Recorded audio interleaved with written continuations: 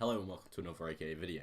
Today I've just finished watching the Dead by Daylight live stream by the devs where they revealed the map, the new killer's ability and perks, and finally the new survivor as well as her perks. Now we're going to get through all this in the video, so let's get on to it.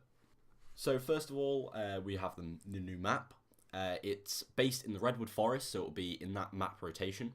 It's the Temple of the Entity, and it's ruled by the High Priestess, which is actually the name of the killer.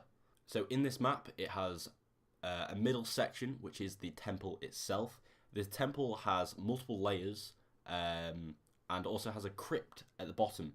Unfortunately, I couldn't get it on this gameplay, but I could show you a lower level. As you complete the generator down at the bottom of the crypt, you open up a few doors, changing the map's layout in the center of the map. Okay, onto the killer's ability. So, the killer's ability is called Vile Purge. It allows you to vomit onto survivors, inflicting a damage state.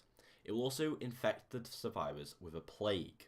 To cure themselves, survivors must find fountains where they can interact and remove the infected status. However, by removing their infectious status, they give the killer the ability to gain a super ability where they can range attack the survivor. While infected, survivors need to be cautious, as by doing any action, it will increase the severity of the plague. We're not quite sure what this does yet, however it will be released when the PTB comes out. The killer can actually infect objects around the map, which will affect survivors. That's worth mentioning. The killer's main weapon is the Thurible, or incense burner, as the devs called it in the stream. Onto the killer's perks. So the first perk is called Dark Devotion. This allows you to attach your killer terror radius to a survivor for a certain amount of time. This time will become obvious to us when the PTB is released. The next perk is called Infectious Fright.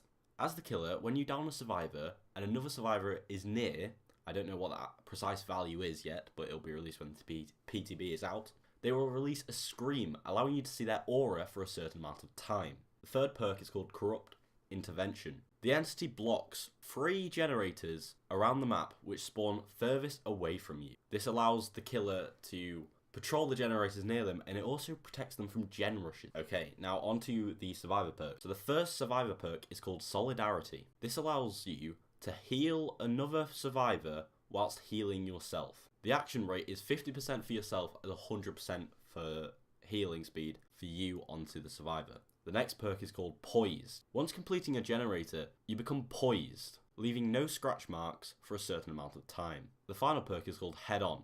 It allows you to stun the killer for a certain amount of time once you've been in a locker for 3 seconds and the killer is stood at a certain distance from the locker. Now, my opinion on these perks. Solidarity seems like a good survivor perk as it allows you to heal, may replace self-care just for its ability to speed up the action speeds. Poised and Head On, I'd say they're substandard perks for the survivors, but we'll wait and see. If we move on to the killer perks, Dark Devotion seems like an interesting perk, and it'll be interesting to see the perk builds that people come up with to work this into different types of killers. Infectious Fright, that'll just be for Doc Domains, seems an annoying perk for people that like to be altruistic. Corrupt Intervention is a unique perk and one that I can see falling into the meta due to totem spawns being buggy, to say the least. Thank you for watching this AKA video.